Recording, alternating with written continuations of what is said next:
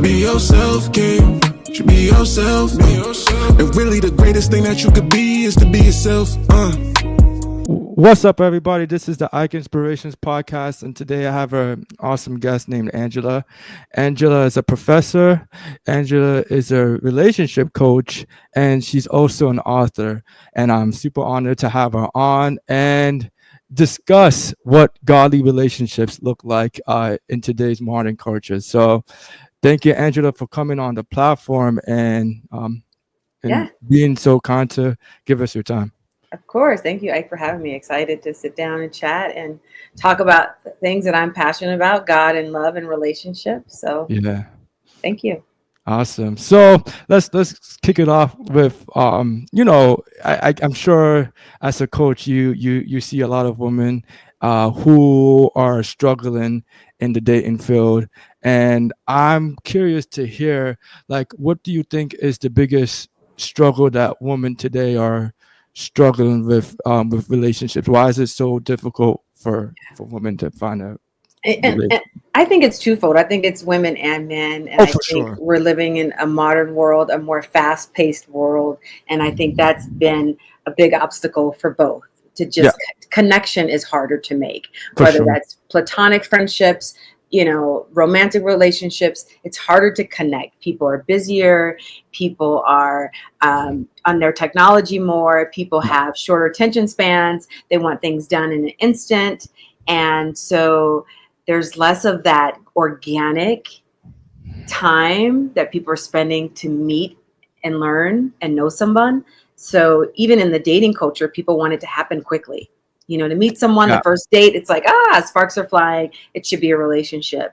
And, while technology has its boons and its benefits, it has its perspective too. We have to keep technology in a certain place so that we're not, completely dismantling humanity and the human condition and the way that we're intended and we're created to operate. And we were created to connect. Connection is our hardwire. Relationships are not. We have to learn to be in relationships, but connecting with each other shouldn't be challenging, shouldn't be hard to meet and connect with people. But I think that's the greatest challenge for men and women across the board. Gotcha. So just for clarity, like, we know that you're a dating coach. What's your current relationship status?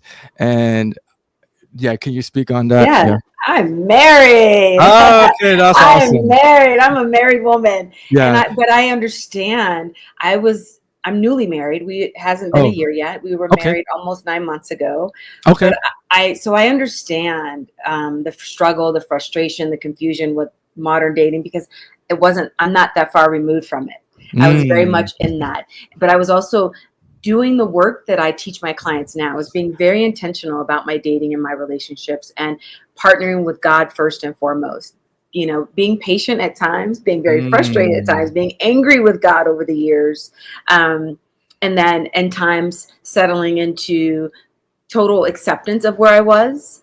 And so the work that I encourage people to do, I know that work because I did that work. And I know that doing that work brought my amazing husband to me. And I know that that work is possible for everyone else. And I know that finding your partner, no matter your past, no matter your age, your disappointment, your heartbreaks, is out there for you. And if you believe that and you do some strategic and intentional things in creating that, a relationship will come to you. Technology is big, but it ain't bigger than God. Let's get that straight. For sure. God is the creator of it all. Yeah, no, for sure. I had to ask about your relationship status because, sorry, I know there's dating coaches out there who give dating advice, but don't even where, like, are single or even where you want to be. Yeah, and that always kind of tipped me off the wrong way. So glad to hear that you're not like you're married. Can I speak to that for a moment? Yeah, please. I remember when I was single.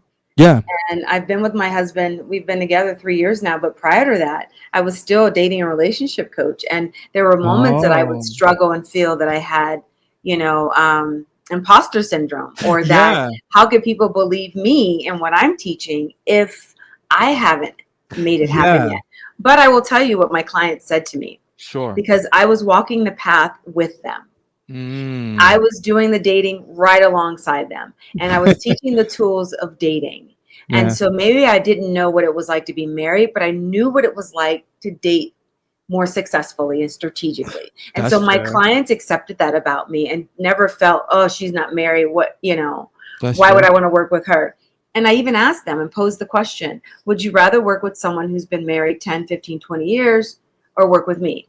And all of my clients said, I'd rather work with you, because someone who's been married 20 years, 10 years, even 5 years doesn't really relate to what the current dating Mm, culture that's struggles so are. true. That's so So true. I was on the ground with them, doing the work with them. And Yeah. so I had to move through those That's moments so of true. imposter syndrome. Yeah. That's so true. Yeah, it must be a breath of fresh air to get dating advice from someone who's actually in the weave of it. Because most of the time, I know for me, when I talk to my friends and I'm seeking dating advice, they're like been married for like 10 years Yeah. and They they don't give you know. advice that makes it seem so simple. But I'm like, bro, it's a whole It's different a game. different game out here. And It's a so whole I different was game. very much in tune with it, and my clients appreciated that. And I hope to always stay connected to what the Mm, pulse of dating is like. A lot of things change yeah. that we changed, Yeah. but love doesn't change.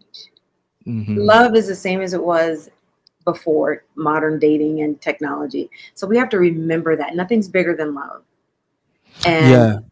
to maintain the hopes, the integrity of love, and not Hmm.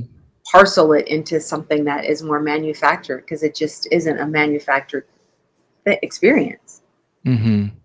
Yeah. Well, I definitely want to dive into the work of what it looks like to prepare yourself for that.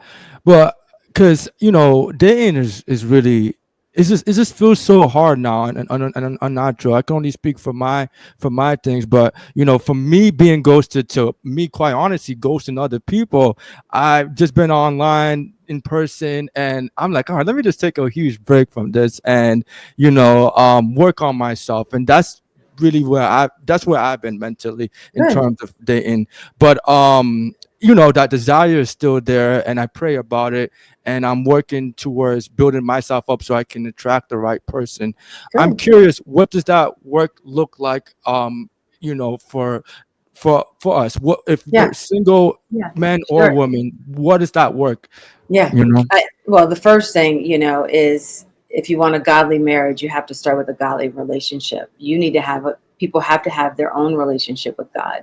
You Okay. know, God is the source. God is the creator of love. And a lot of us look for love external to us, Mm, where it dwells within us.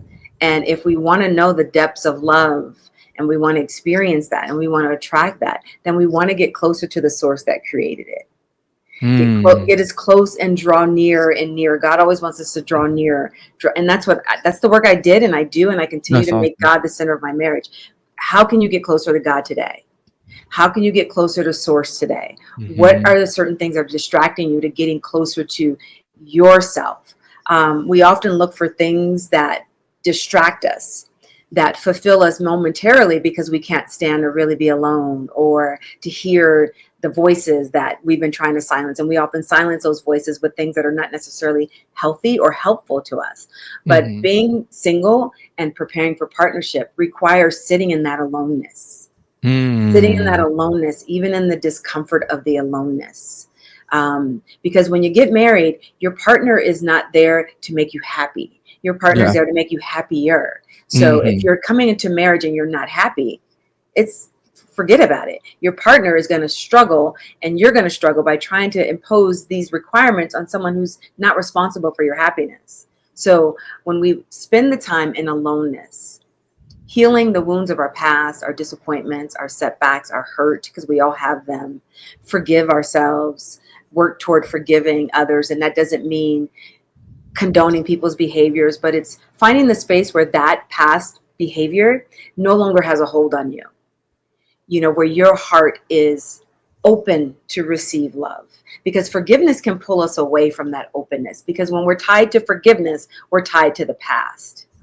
And creating relationships and looking forward to relationships is a very present moment practice, right? A very present moment experience. So if you want to attract and prepare for a relationship, we want to be thinking about the present and looking toward the future, not looking back at who hurt us, who disappointed us, who ghosted us, because that's where our energy is going to be spent. So we want to spend that alone time doing the healing work of forgiving, changing our mindsets and the voice that we speak about love and relationships. There's always that narrative that's playing in our minds. Yeah. And sometimes we don't know what that script is. And being alone, we want to take the time. What is the script that I've been saying to myself all these years? No one loves me. I'm not good enough. I'll never find a relationship. I'm not pretty enough. I'm not smart enough. I'm not handsome enough. You know, I always get hurt. Everyone overlooks me. If those are the stories that you've experienced and that you're telling yourself, that is the place from which you are launching your dating perspective. From a you're coming from a deficit place, not from an empowered, I am good enough, I am worthy, I am deserving of a loving relationship, I am deserving of a partner who loves me and puts me above all others, you know, that loves God more than he loves me. You know, those are the kind of conversations that we need to have to attract and become that type of relationship that we desire. So that alone time is a really pivotal, powerful time to prepare for partnership. Yeah. And to try to reduce and minimize some of the, I'll call baggage that we might bring into a relationship. Because, No, I completely agree, Angela. I have single friends and married friends, and something that I've noticed is that my friends who are singles, now that we're getting older and we're older 20s and 30s, though the single men or women, they tend to bash their counterpart, but men or women, where it's like, oh, all guys are this or all women are this, and because they probably not have the best dating experiences. And I've noticed, like, though the single people tend to have, like, it's almost like a self-fulfilling prophecy that when they keep saying that, that's what you attract. But then I noticed, like, my friends who are married, they always say great things about their counterparts, where it's not really as negative. And because I think they're happy in a relationship, they're like, oh man, women are awesome, like they're great listeners, they'll multiply you. And it's just so interesting how you can get like completely different perspectives. I'm always keen on that. I guarantee you the people that got married and are saying, very positive things about their partners while they were single and dating, they believed in the possibility of that. Yeah. So yes, life has an opportunity to skew our perspective and make us jaded, but that's a choice. Yes. And sometimes we victimize ourselves in that choice and saying, oh, everyone's hurt me, I can't trust anyone, everyone has it out for me, I'm not going to have a successful relationship. And that victimization is not going to set you up for an empowered relationship or empowered dating. We all have had disappointments and heartache and setbacks. But what is the positive? How can you switch that into what you gain from those experiences? What can you be grateful for that those experiences taught you? And what can you be accountable for? Right? Things aren't just being done to us. We participate. Yes. So we have to hold ourselves accountable for the part that we played in our failed and relationships or the choices we've made. Right. Yeah. So nothing changes if we don't change. I like to say that again. Nothing changes if we don't change. So if you keep saying, oh, it's the men out there, it's all the women out there, there's no good men, there's no good women. Well, that's your story you're telling yourself. And if whatever story you're telling yourself, you get to be true. It gets to be right. So you have to change those negative stories, those experiences, into a sense of empowered statements. What did I learn? What did I gain? Even though this relationship hurt me and I spent a lot of time, what did I gain? Friendships, growth, learning how to communicate better, forgiveness. I met my best friend through my ex, or whatever that might be, or I wouldn't be living in this city and at this job. You have to focus on the positive and the gratitude. And I say this because I've done that work. I did that. Even though I may have cried in a pillow and been really disappointed and hurt and wondering, like, God, when, why not me? I would still find the time to flip that and turn that into, okay, I'm sad, but Lord, I'm believing in something great for myself. I forgive myself for the choice that I made in dating this person. Now I know better. Yeah. Or, I'm thankful that this heartbreak happened because it led me to this coach, or it led me Yeah, to this therapist. Like, those are the kind of things we have to search for for in our sure. disappointments. Yeah, when I actually think about my ex and my previous relationship, actually a lot of great things can God have, and I could Yeah. talk about it for an hour, but I don't want the Right, podcast to right, be right. about that. But the greatest thing easily is I found God in from the Yes. relationship. Look at Easily, that. that was the greatest thing because before her, I've been very blessed, financially, with school, with my health, and nearly everything that I put my mind to, I've always was able to succeed in it. Maybe it took a lot of emotional resilience or a lot of hard work, but I attributed it to myself. It wasn't until I got my first girlfriend where I'm just going through hell. I don't know what the hell to do. I'm talking to my friends for advice. I'm talking to my parents for advice, and just anyone and anything, reading books, and nothing helped. So I finally turned to God, and he gave me clarity on what to do, Good. ought to leave. And from there, after my relationship with my ex, I started to build on my own personal relationship with God. Good. And now more than ever, I'm I'm prioritizing that first. And Sure. before my previous relationships, I wasn't looking for a godly woman, but now that's incredibly important for me, you know. Because if you find a godly person, you know that that person is not looking for you to be the source of their happiness. They know where they're always going Yes. to go to find their source, their joy. And Yes. when both partners are seeking joy on their own through the source that created joy and happiness, look at the power and what you're bringing into your marriage and your relationship. So I think the greatest path we can take as a single person, and even when you're married, is putting God first, Yeah. keeping that relationship front and center, because nothing flourishes if God's not a part of it. How Yeah. can it? How can anything thrive if the source that created it isn't part of it? It doesn't make sense. It's not Mm-hmm. possible. So God wants an invitation into our relationships, into our intimacy. And I can say, being a married person now, I can share different conversations with God now that I'm in a godly marriage, and conversations about intimacy that God probably didn't want to hear about when I was single, but Yeah. I'm married, and it's such a blessing Mm. to be able to talk about my husband to God in a Mm. way that I know that God is accepting of it, that God is Mm. approving of it. I have no doubt in my mind that God sent my husband to me. And if we're waiting for God to choose, then we have to Mm-hmm. trust God's choosing, God's timing. Yeah. And Otherwise, we so, can choose on our own and make bad choices. yeah, yeah. I always like to say we're not on Ike's or Angela's time, we're on God's time. Always. And speaking on being on God's time, there is a time. So, if you don't mind me asking, like before you found your husband, how long were you single for? And the reason why I'm asking that is because one of the hardest truths that I've realized is that God doesn't give you what you want; He gives you what you need. Yeah.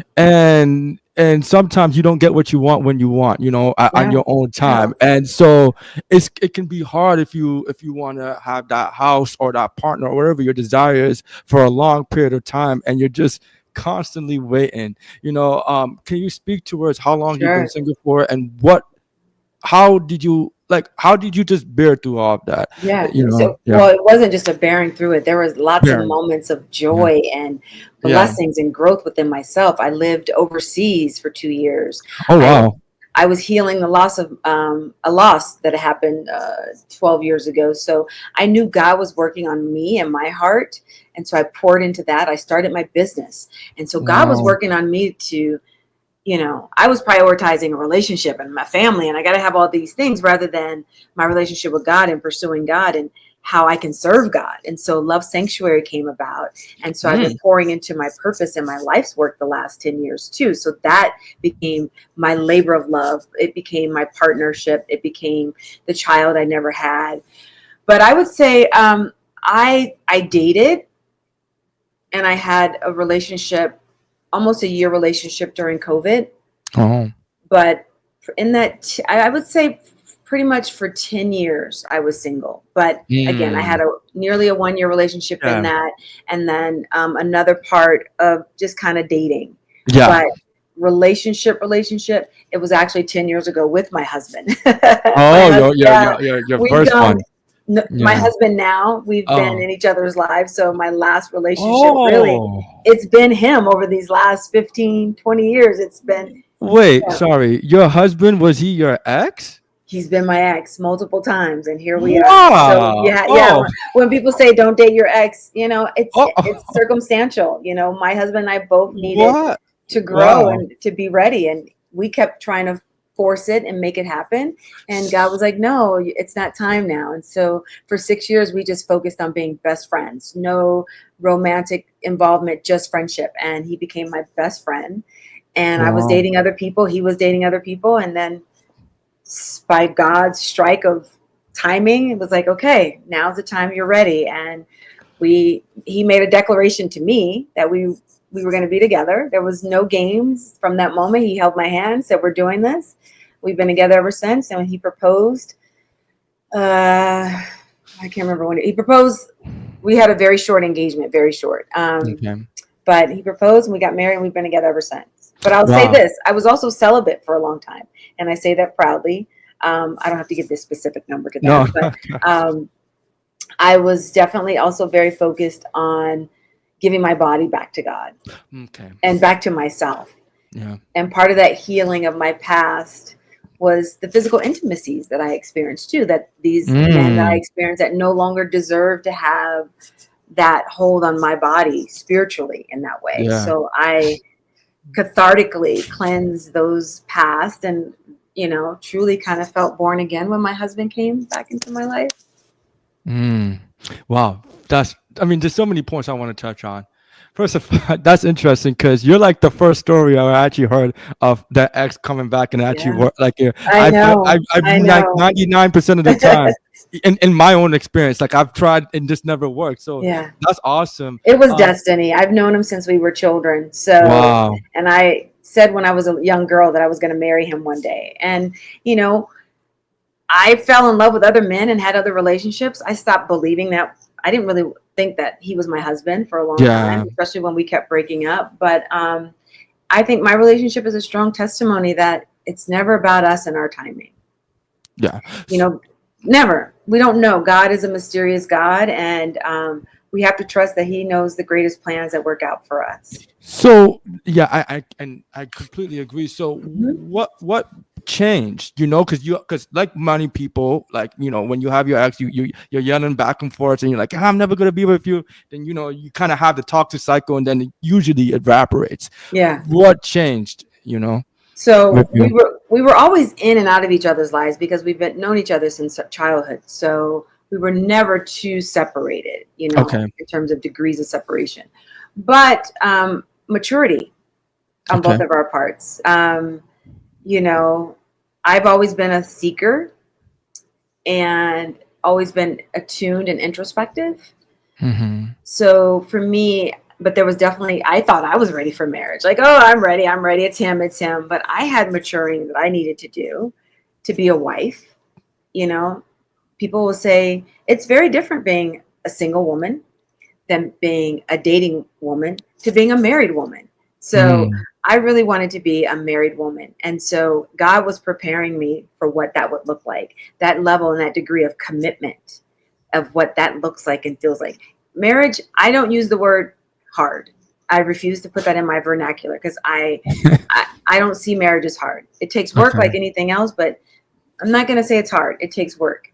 It takes intentionality. But to have the tools to create as successful as a marriage as possible, you need practice, you need preparation, you need tools, which is why I was dating and learning tools about myself, about how I can communicate even better.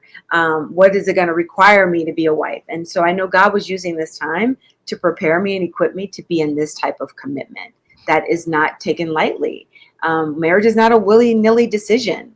It's a life commitment, and it's a covenant, and it's a commitment that you're not just making with a partner, you're making with God. So it's something to take seriously. And my husband, he went through some experiences too that matured him. And this experience made him the man that I knew he had the potential to be. I didn't want to marry potential. I'm glad I didn't marry potential, because a lot of people will marry someone they think they're going to become. But he actually became the person that I wanted years ago and believed he could be. And so he really grew and changed a lot. And he became the type of man that I trusted and believed could be my husband. Because what my greatest fear was getting divorced.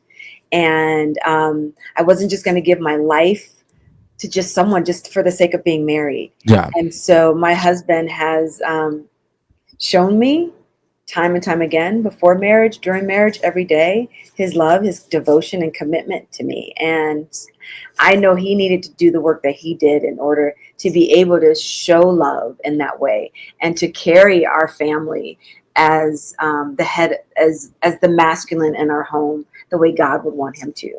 That takes responsibility and readiness. And I think sometimes men aren't ready to carry that either. Oh, yeah, if you're looking for a godly marriage.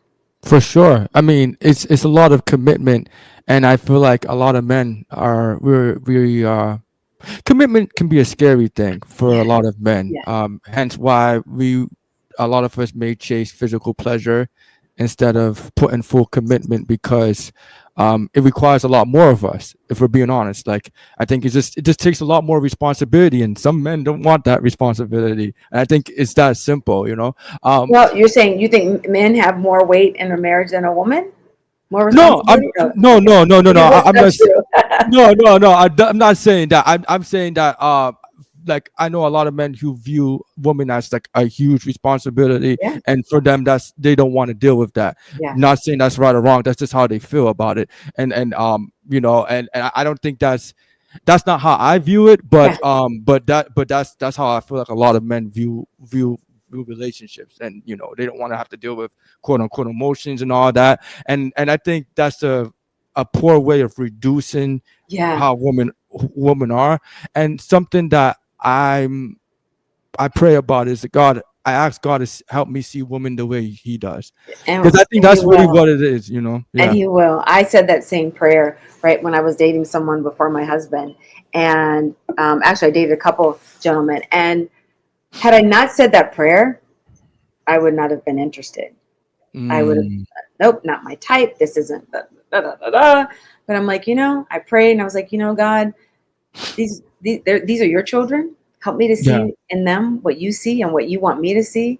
And I was also being reminded, God would say, Angela, what is it that you really want? Because if you're going to focus on some superficial, unimportant things, then I'm going to challenge you on what you really want. And so I learned to not look past, but change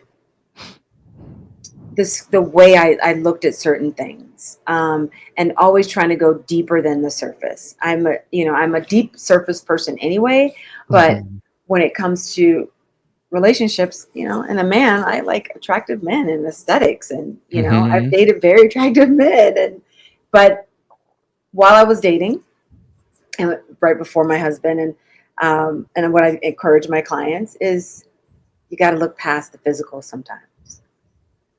You got to be willing to try to look past those superficial qualities. Not to say that you won't have chemical attraction, because that can be built, right? A lot of us are looking for these like sparks that happen overnight, and that's not realistic. That's not sustainable. But you can grow to become deeply attracted to someone. So Mm. if someone doesn't fit your dating prototype, but you have a good time and they make you laugh, and they say date the boring person. You don't want to date the person who doesn't help your nervous system stay regulated. The one who doesn't call, who ghosts you, keeps you anxious. You're not sure if you're going to hear from them. Oh, they canceled the date, and Yeah. that's an unhealthy form of excitement, right? That attachment and attraction to uncertainty, of avoidant behavior. But I will say, when you're praying for a godly relationship, you're going to take the time to be more astute in your selection and looking for qualities that really align with your values, not Mm. just with your eyes. So before I was I've been intentional about deepening my relationship with God, I was just dating just to date and hopefully, find someone, and I wasn't as intentional as I am about finding godly. Now, as a Christian, God-fearing man, I feel like there's been difficulties in that because now I'm on fire for God and I love talking about God. But I've realized when you go into the world, not everyone is as passionate about it. So I find myself actually talking about God a lot, almost feeling like I'm turning off some woman because it's like, oh my gosh, like these Well, guys are so not, obsessed with God. maybe not the right woman, Yeah, maybe that's you. Maybe you need to pray specifically to send you a woman who's fired up about you. yeah, Lord, can you just send me a woman that loves to talk about you like I do? A woman that we can sit and talk about you at dinner, in the bed, in the morning when we're getting ready for work, over coffee, over breakfast, after we have a great vacation. Lord, I want that woman in my life that is passionate and fired up about you. yeah, and I agree. And I think it's important, but I just feel like nowadays, there's just so much. Um, I feel like religion and godly relationships aren't I prioritize, or people No, don't seek God as much, no, and that no. that can get, because culture is more important, like hip hop music and just a lot of things that de-glorify God are more popular, but actually like reading your Bible, being devout, that's not really quote unquote sexy or like what's It can marketed. be. It can be. I Yeah. think it is. I mean, my husband and I, we do Bible study. We read the Bible. We Oh, pray that's dope. together. Oh yeah, we pray together. We read the Bible. We have Bible study. There's nothing I can't talk to him about. There's nothing that we can't bring to God together. Um, we go to God and turn to God for everything. And one of the commitments and promises I made to God and myself was that, you know, my husband will not come before my relationship with God. Mm, And that together, like, I will always seek God first. And I also am committed to my marriage being in service to God. yeah, And so a lot of times people want to be married for very selfish reasons. And I always yeah. challenge people, if you want a godly marriage, what is the reason for wanting to be married? Why do people want to be married? Why? And it's not enough to just say, oh, I just want companionship. I want to grow old with someone. I don't want to die alone. I don't want to be alone. Okay, that's great. Um, but why? What else? What else? Why would people want to be married? Um, I think I think you have to be careful. I think anyone who knows me knows that I'm a wordsmith and I'm all about language and linguistics. Mm, I'm a firm believer in using your words powerfully and intentionally. So if you continue, and I'm saying this to you too, Ike, if you continue to say that dating is hard out there, yeah, that's what you're going to experience. And if you and that's continue to say that everyone is more into this and into that, that's what you're going to experience. But if you mm, change that, it's so much about mindset and the way we think and the way that we speak. I believe language and thought forms a lot of things. It okay. forms a reality. So what reality do you want to form? Yeah. You want to form a reality with a woman who is a high vibrational, beautiful woman on the inside and out, who has a love, a fire burning love for God, who prays with you, who meditates with you, who fasts with you, who studies the Bible, goes to church with you, whatever it is. Lord, send me that one person. Focus on Mm, that one person, because you're almost saying that that one person can't be out there just because the majority of people may not be into godly relationships. Don't worry about mhm. what everyone else is doing. You're calling in one woman, Yes. one woman. Yeah. So I go to church and there's plenty of God fearing women in the church. Yes. Yeah, they're everywhere. They're everywhere. They're definitely there for sure. And I think your point is well noted and well received. And I think it's important that we bring our awareness to how we speak about it, because Absolutely. it's actually funny. They don't, a lot of women don't even know this, but whether I'm online dating or talking to a woman, and if they start literally start bashing men, like, oh, all men are this, all men are that, even if I find them attractive, I'm literally like, oh, I don't want anything to do with Yeah. that, and they're actually like detracting someone, because I'm like, I don't want to deal with that, because and I wonder how many people do that, both men and women, Yeah. just they low key literally, without even knowing, like, are just strain away people because they're saying that. Absolutely. And you see it all the time on Instagram. Yeah. You know? And the other part of that is who do those comments empower? No one. Yeah. They're not empowering, and it really sort of victimizes the person who's looking for someone and blames everyone else for their circumstances. Men are this, men are that. I can't meet anybody because men this, men that. And guess who's out of that equation? The person complaining. Yeah. So, and I'm not saying that, there aren't some challenging things to dating. And I'm not saying that, there's deficits in the way men that show up to dating. But I believe, I work with women, and women show up with the equal amount of deficits. Women struggle with commitment as well. Women sabotage their own success in relationships. They choose their own same patterns over and over again. Women can be afraid of vulnerability. So that lack of vulnerability keeps the masculine away and keeps that open and receptivity away to receive someone, being able to ask for help. But you have to take accountability in the choices that you've made. Right. So while we can't we're not blaming ourselves for some bad behavior that an ex-boyfriend or girlfriend did.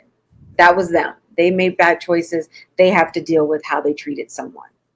However, we have to take accountability for what we put up with, what we said yes to, what we attracted, and what we continued in, right? So why did I choose this partner?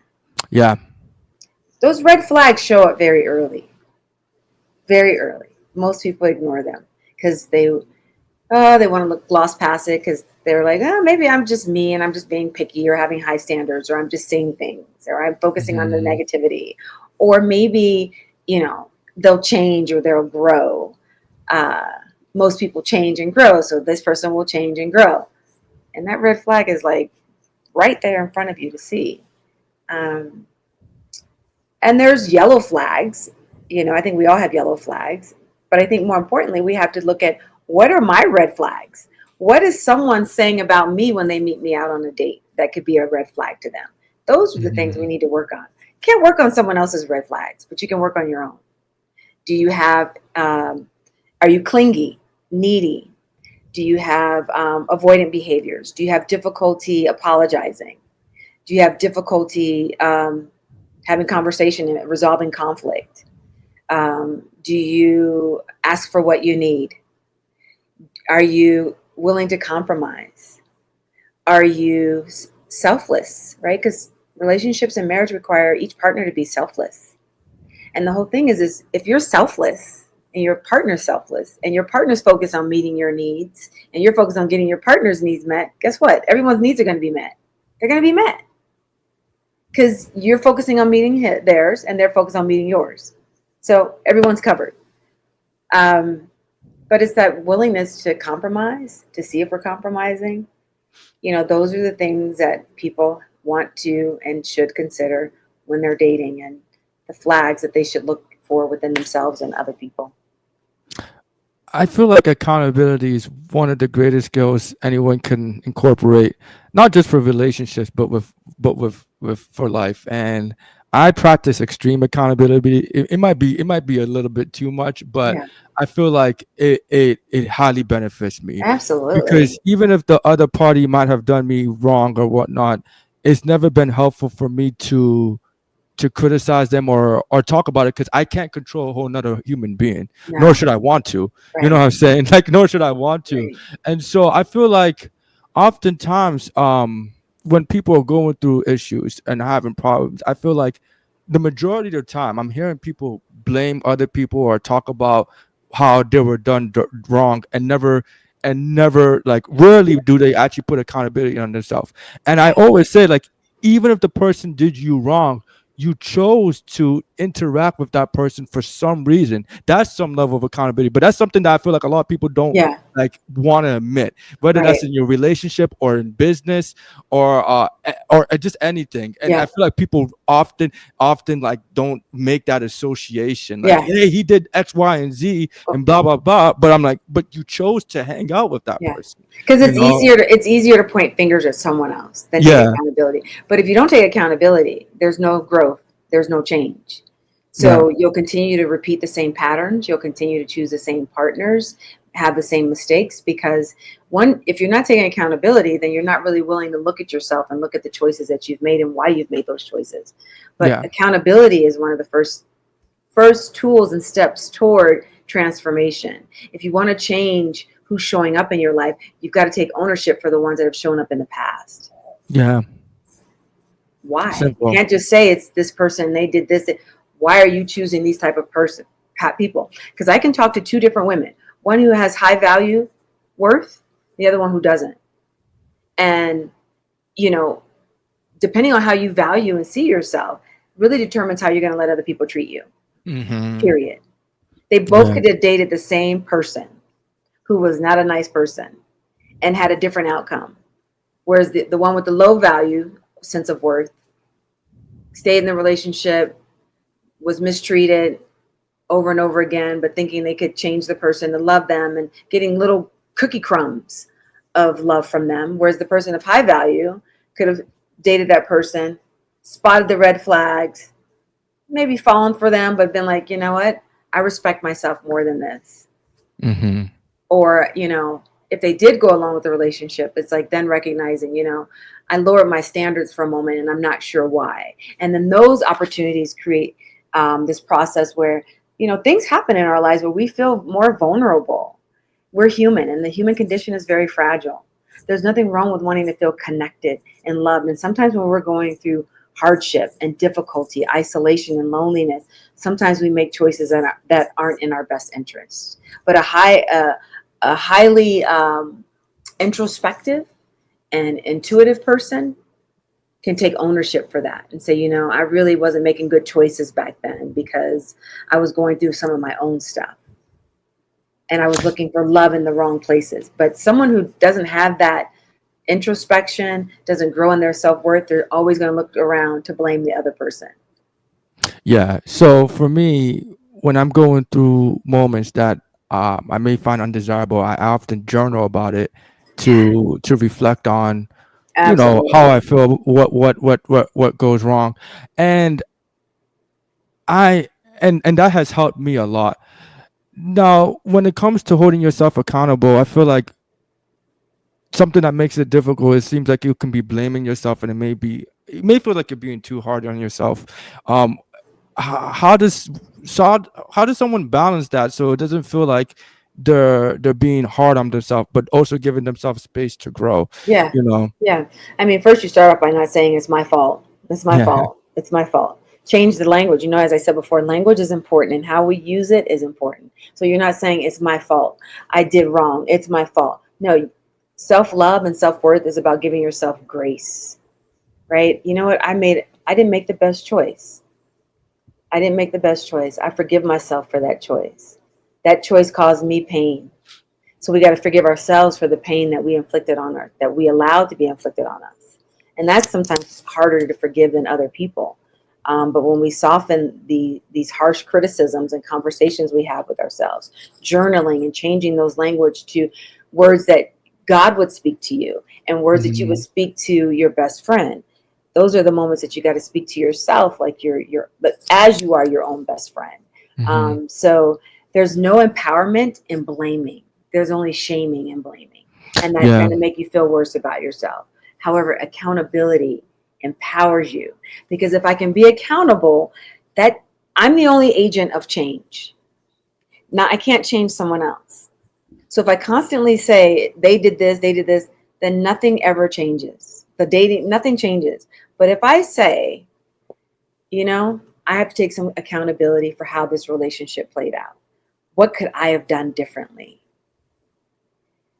There's your window into your next steps of where you need to grow for your next relationship and be better. Because if you're still blaming someone else's actions, then you can't turn that into a positive to say, this is where I need to grow for my next partnership. Forgiveness. Yeah. When I'm hearing you speak, I'm hearing forgiveness. Big time. And forgiveness is huge. And it's actually, when we talk about Jesus was like the ultimate example of forgiving. Actually, literally before he died, he said, forgive them for they know not what they do. And that's, and I think that's so powerful. Like he was like that's literally the worst time to like, He's or not about to the worst be time, but crucified, that's the hardest time to forgive, when you're literally getting punished to death. killed, and persecuted. Yeah, and and he you're and still is you're like, they yeah. don't forgive him. They don't know what they're doing. And yeah, and so I think that's like the ultimate example of and it goes to your point about the importance of forgiveness and whatnot. So for those of us navigating the dating field, one thing I'm curious to hear your perspective on, Angela, is online dating, good or bad? Should one do it or not, and why or why not? Okay, it's good and bad, and yes, Oh, absolutely, one should do it. It has to do it. Here's my take on dating apps and how I've led people into relationships using it.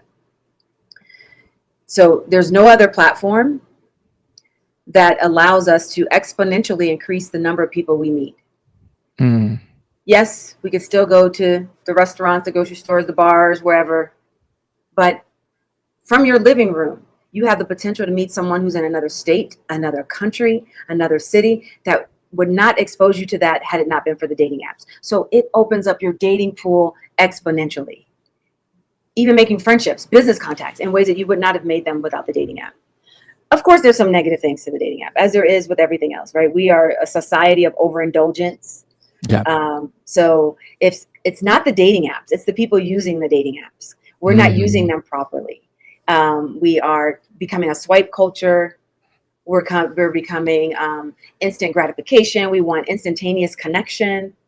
We have short attention spans. We start conversing with several different people, and then we just so busy, we get distracted. We don't continue talking to the rest of them. Yeah. So those are some of the negative aspects of it. It creates a swipe culture. It creates this inauthentic sort of look that's not attractive, but I think everyone's participating in that, men and women alike. It's not just one or the other.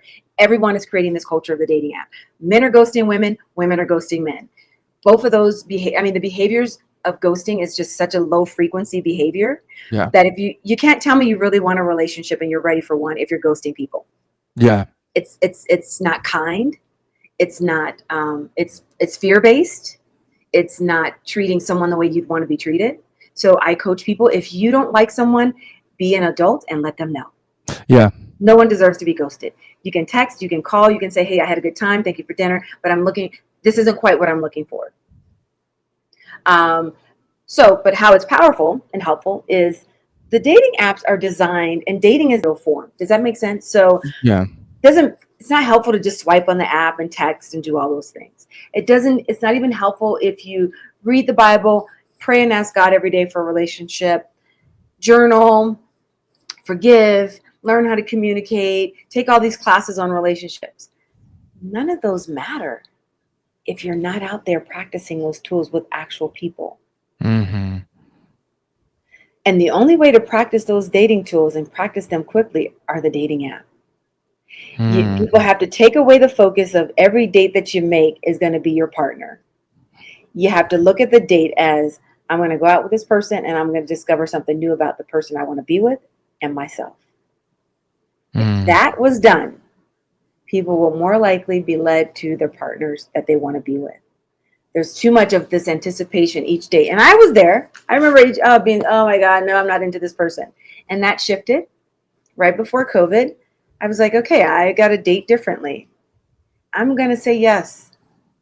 Even if I don't really feel attracted to them from the pictures, whatever, as long as I feel safe and comfortable, I'm going to meet them for coffee, 20, 30 minute coffee. I always suggest coffee because it's a short amount of time. It's not a big commitment. You can easily get out of it, or leave quickly, but you can sit and get through a cup of coffee, right? Can't we and if it's not a connection, we can sit there and be nice and kind and get to know someone else.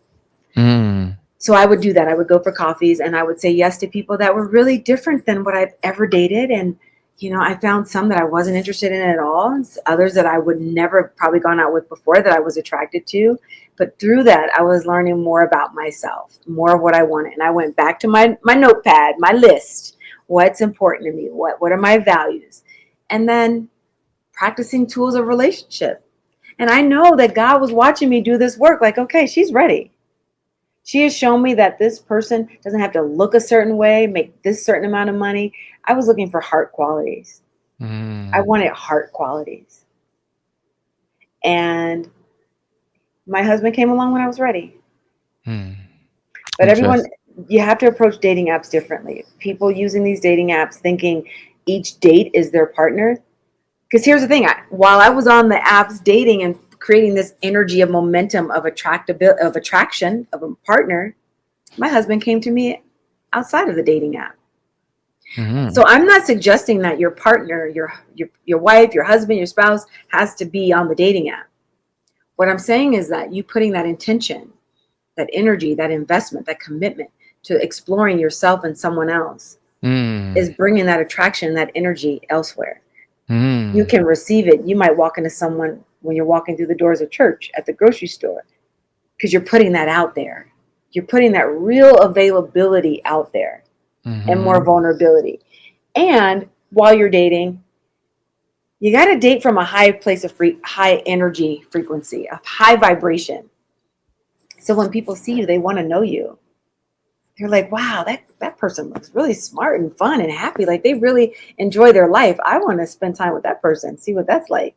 Can't be Debbie Downer or Mad Malcolm. I don't know. I'm just making Mad Malcolm. You got to want to be someone that other people want to be around. So you got to do that inner work to figure out what energy you no longer need, and let go of those things that have held you back, the past that's holding on to you, so that you're showing up as like your greatest embodiment of joy, your most authentic self.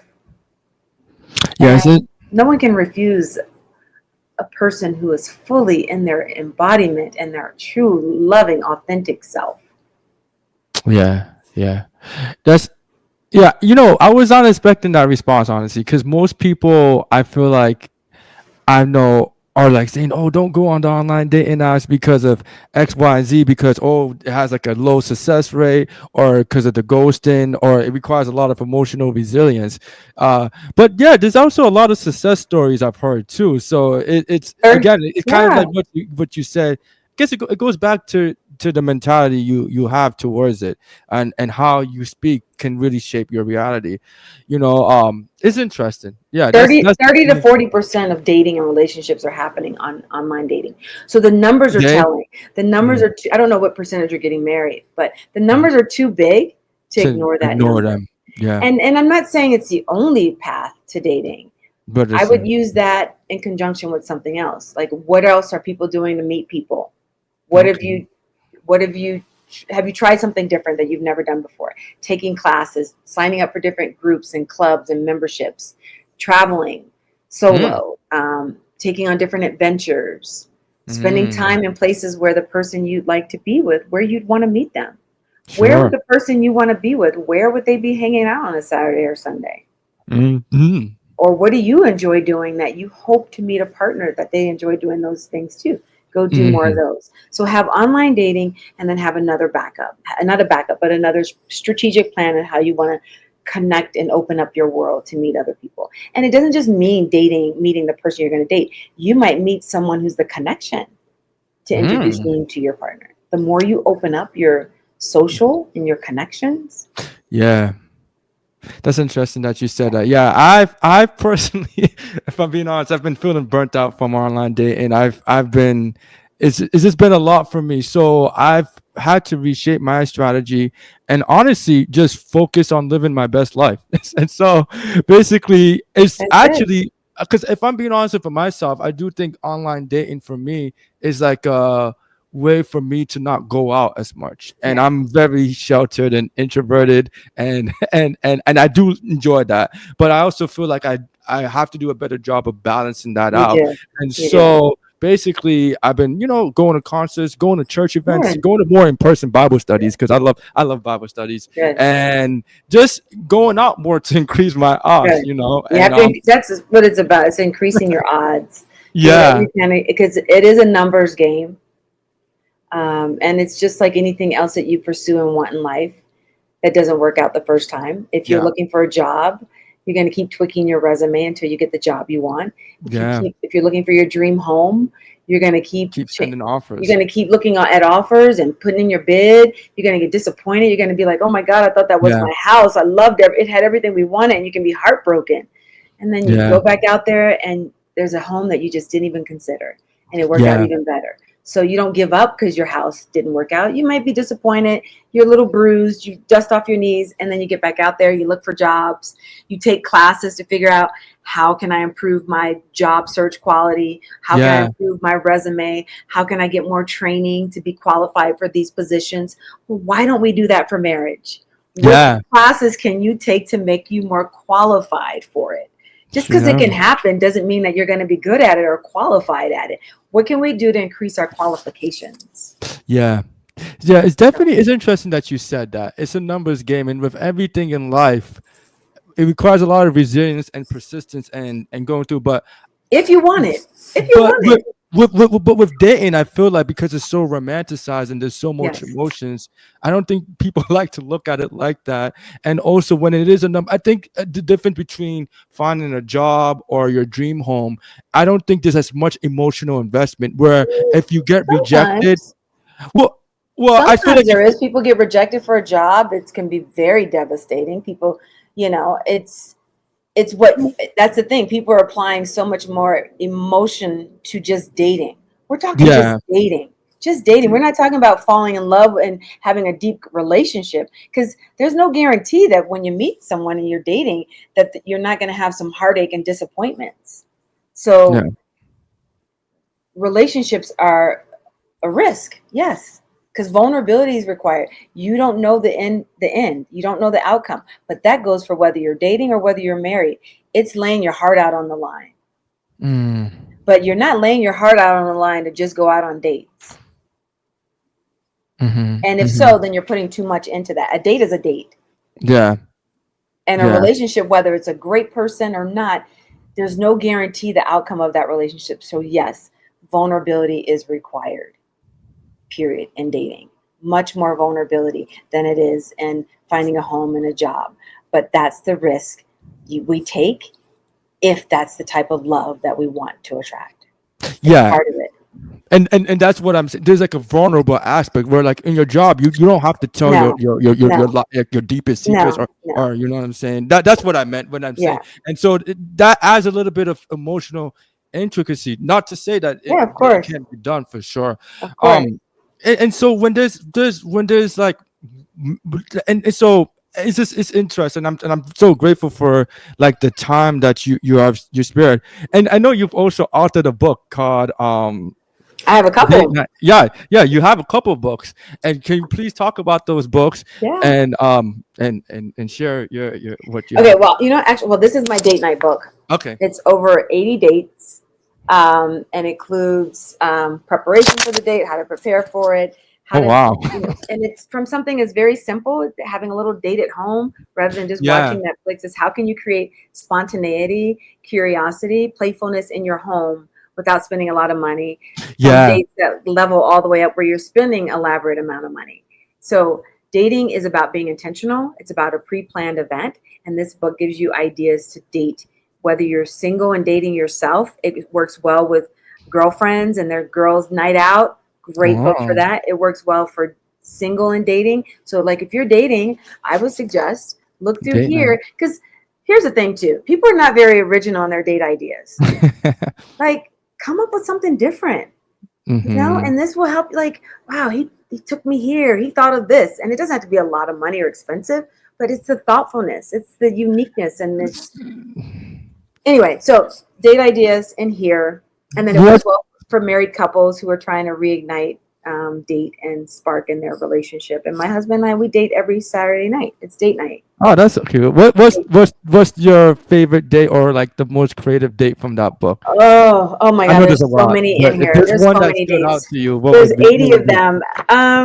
Well, this is good because I also think men, you know, there's 80. We're very I think a lot of us, including myself, we can be like very cutthroat with dates and like unoriginal. And I think this is good. Boring. Like, it's boring. If you want to impress someone, and even the women reading this book, if you want to impress a partner, you know, have an idea of what you want to do.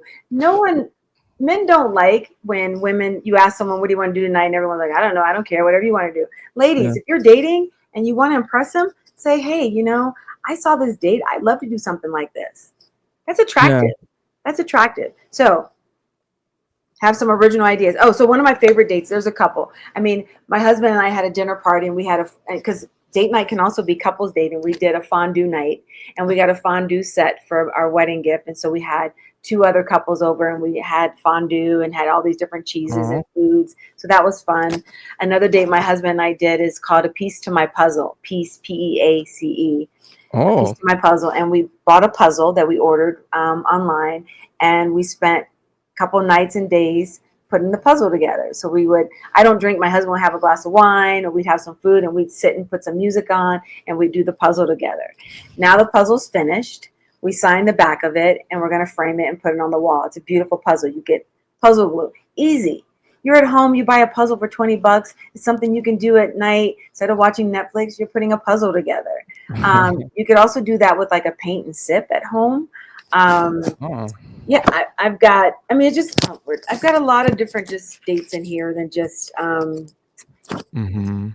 you go to a charcuterie board class, taking classes. Sorry, a what class? Charcuterie. Oh, I don't know what is that? Charcuterie is like where you have a board and you put the different cold cuts on it, salami, cheeses, olives, and they decorate it. Oh, wow. You can learn how to, and they're like a beautiful visual display of food. Okay. You could go to a wine pairing class. You can take a recipe class together. You can make a meal together. You can do a couple's food cooking competition, a baking competition. Yeah. You can have pool day, or you can have people over on your lawn and just have cocktails on the lawn or mocktails on the lawn. Yeah. Barbecue on the patio, on the front patio. So there's just, you can build a fortnight or roast marshmallows. Like the things that there's different components that make dates fun and exciting. Sure. Novelty, nostalgia, romance, surprise. Think of those elements when you're creating a date, and it doesn't have to be expensive. How can I make someone feel that it's romantic, that it's novel, that it maybe sparks up some nostalgia, something that they like to do as kids, and I'm going to bring that back and make it romantic. Like, that someone you dated loved roller skating when they were young, so maybe you make a date and you will go to the roller skating rink, or you rent skates and go to the park. Playful, like that's a part of the adulting that we forget, is how to be playful and be like kids, and that's when we're connecting and having fun too, is when we're doing things that kids like to do. So think of those elements when you're making dates. And then I have a workbook journal, both on Amazon. I wrote this for women, but I have male clients that have done it and they love it as well. In fact, I gave it to someone recently, a man who said it was really emotional for him, and he hadn't been dating, and now he's seeing somebody for the last week. He said it was a lot of breakthroughs. But it's a journaling workbook that asks questions that will have you dive deeper into, you can see it, there's just space to journal, have you dive deeper into some very introspective questions. So the book is called The Secret Method to Conscious Love. You have Secret Method to Conscious Love, a workbook journal, and this is Date Night Ideas for Couples. Date Night Ideas for Couples. Fun ways to connect with your partner for an entertaining night. And they're both on Amazon, and they're fun, easy. And this is the part of being intentional about dating. What is the work that you're willing to do? And I don't mean you. What are you willing to do to create what you want? Yeah. Like a lot of people want to just go to the bars and go get their nails done and get their hair done and go buy an espresso martini for $25. Or dinner dates. And, to meet someone, but they don't want to pay for a coach. They don't want to take a class. They don't want to invest in themselves. They don't want to buy a $12 book. If a relationship is what you want, what are you willing to invest to get it? What are you willing, not just your time, your money, your interest. What are you willing to do to create the things that you say that you want? Because when you say you want to do things, you're going to put your values behind it. You're going to put your money, your time, your interest to support it and make it happen. Otherwise, I'm going to challenge you on anyone who says they want things, but yet they're not putting forth the intention behind it. It doesn't just happen. People want a relationship to just fall out of the sky, or that, if I pray to God, that's enough. No, God wants you to move toward what you want. Yeah. But they say faith without work is dead. Faith without works is dead. So if you're not moving toward what you want, God can't move a parked car. He can't move what he wants toward you. You got to be in action. Even if you can't see the next step, you just got to be in momentum. You got to move. Sure. So anyway. Yeah, and it's only $12, and sheesh, I honestly I could use that. Like, have creative ideas. I think, and it's also a very intentional way of living. Yeah, of Because course, it's intentional. And once you have it, you'll use it with your partner, your wife, and years on. Oh, we haven't been on a good date in a while. Let's see what's in the book, or any book. It doesn't have to be my book, but just yeah, be intentional. intentional So for sure. yeah, that's my book. Is there anything else you would like to promote? And Sure. how else can people reach out to you on social media or find you if they're interested? Sure. Thank you, Ike. So my Instagram is Angela Nicole Holton, which you'll probably have somewhere in the Show notes. Show notes. My full name, that's Instagram. And then what I'm working on right now, super excited about, I have what's called Love Sanctuary Academy. And I'm launching an academy membership school community for women. Sorry, fellas. It's for women. And it's really, a lot of people, I don't do one-on-one so much anymore unless you're paying a very VIP premium tag for that. But this is a way to get my tools, my resources, what I share, what I teach in a network, in a community with other women. We're going to learn and grow together. Every month, you're going to learn different topics of relationships to help you build on the next skills and tools so that you date differently, you show up differently, and you attract the relationship that you want. There's challenges within it, and we're in our beta launch right now, and we're going to be launching to the public in September. Awesome. And and the website is lovesanctuaryacademy.com. And there's 3 different types of memberships, and I encourage people to join. Come learn, come grow, be inspired, connect with other women around the world, and prepare for partnership.